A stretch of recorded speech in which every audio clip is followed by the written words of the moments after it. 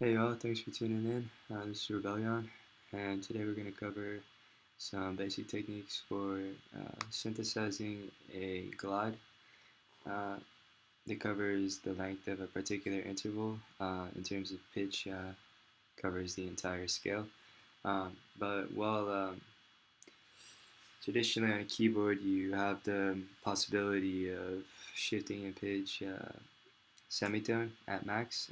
We're going to cover how to take any interval, move from the lowest pitch to the highest pitch in a greater number of steps than you would traditionally be able to use. So, like a lot of stringed instruments done on frets, utilize, well, not the traditional division of a scale into well, frets or keys, but instead allow you to access pitches that are not able to be accessed without a pitch bend on a guitar or a keyboard.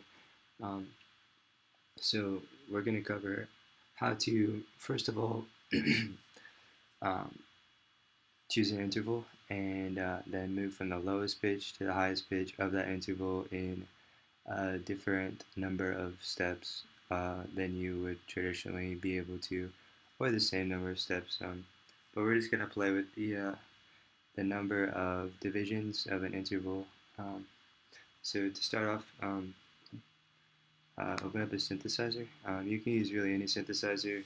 You can use operator that Ableton comes with, or um, you can use Serum. I'm gonna use Serum. Um, so when you open up Serum, this is the screen that it starts with. I'm gonna turn on a second oscillator. Um, Maybe the saw wave. I like the saw wave. I'm gonna turn on mono voicing, so there's only one note playing at a time, and legato, so it doesn't retrigger. Um, well, I don't know. I'm gonna turn on legato. I don't know exactly how to explain it. Um, but then I'm also gonna turn on porta, which is basically a glide to the maximum value, and today we're going to use the interval from C, that C, to that C. And also on an audio channel, we're going to record audio from Serum. So set audio from whatever synth you're using. Instead of recording MIDI notes, we want to record audio from it. So select the channel that your synth is on and audio from that channel. And arm that channel on the synth you're using and press record on that audio channel. And then we're going to do C to C.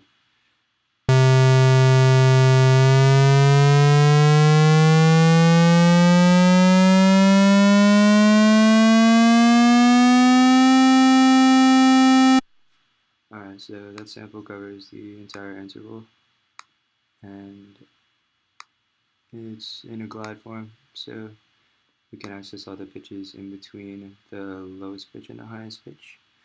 We're going to crop this sample first.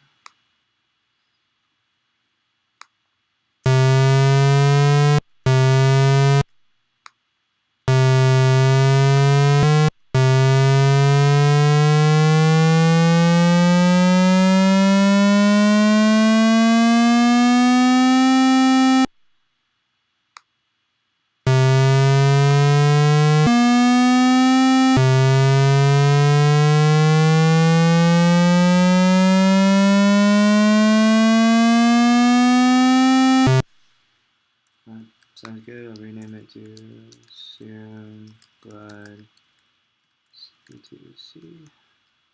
Crop it. Then I'll go into instruments, put a simpler instrument on a MIDI channel. Then drag this cropped sample into the simpler. Turn off those channels. This one's armed now. And I'm going to turn on slice mode because we're going to be using push to access the different parts of the sample, I'm going to turn on gate instead of trigger. So when we launch it, it'll stay playing only as long as we hold the button down. And then I'm going to turn on warp because we're going to be cutting this up into a lot of different sections, like slice by region. We're going to do 64 regions. So I want this sample to be a little longer. I'm going to warp it by texture. Click on warp, and then double the length of the sample 3 times. So each note in this instrument is representative of about half a bar of sound.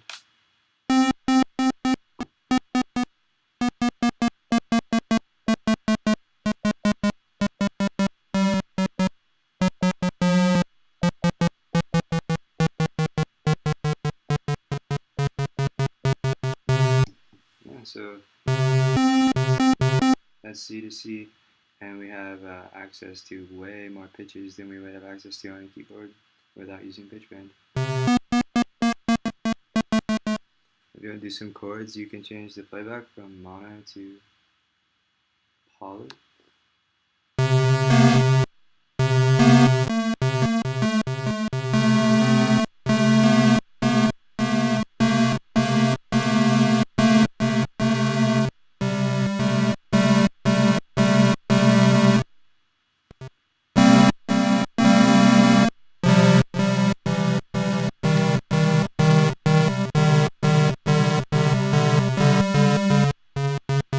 And so there's definitely some pitches that you wouldn't be able to access easily on a keyboard, especially in a chord form.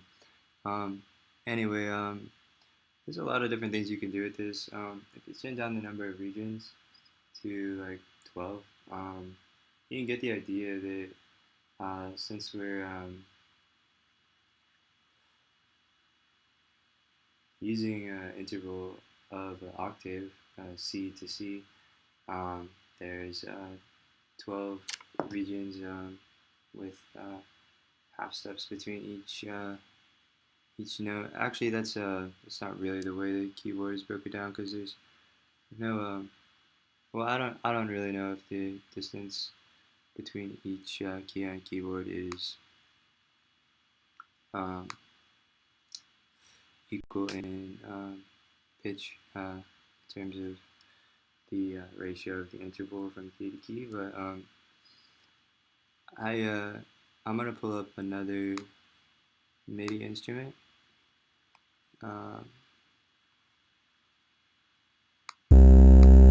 And we can sort of test out the similarity in pitch between the notes on each instrument, and adjust the beginning of each transient, or not transient, each, what's it called?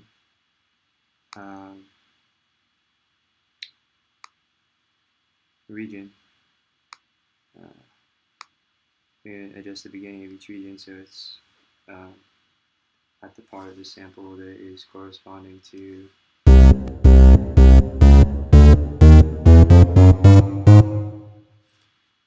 the particular pitch of the antidote bass instrument we have pulled up. So I'm gonna do to set it C2.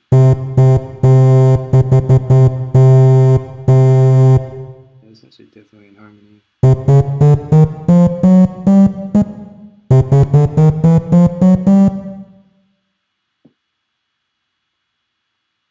Pretty sure there.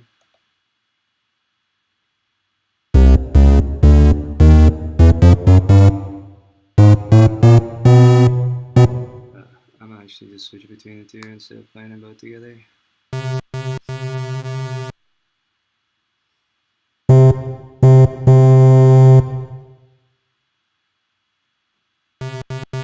And so those are clearly harmony.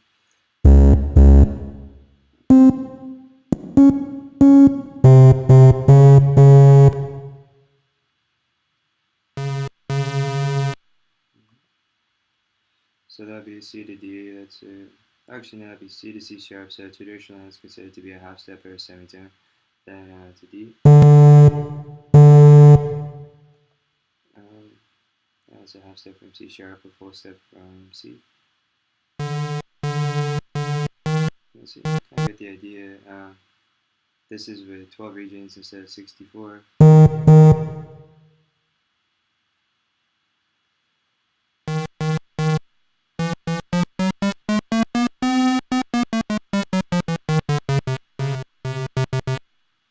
So with poly playback on, I'm pretty sure those notes are the same. Let's see. It's D, D. Alright, so this should be. Well, I don't really. I usually play non-chromatic mode, but in scalar mode. I need to figure out what the triad would be. Maybe C to D to E. And F sharp. Um,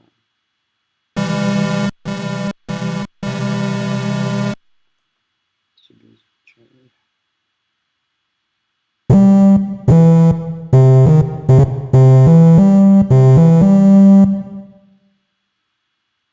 It's not a multi-voice instrument, so I can't really compare it.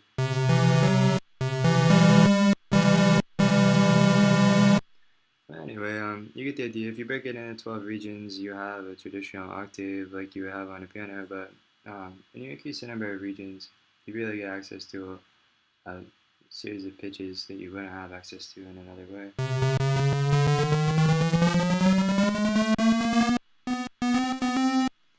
But anyway, just found this technique to be very helpful and kind of fun to play around with. There's a lot you can do with this technique, and you can obviously choose a different interval other than an octave. But this is just an example. I hope you found this video helpful.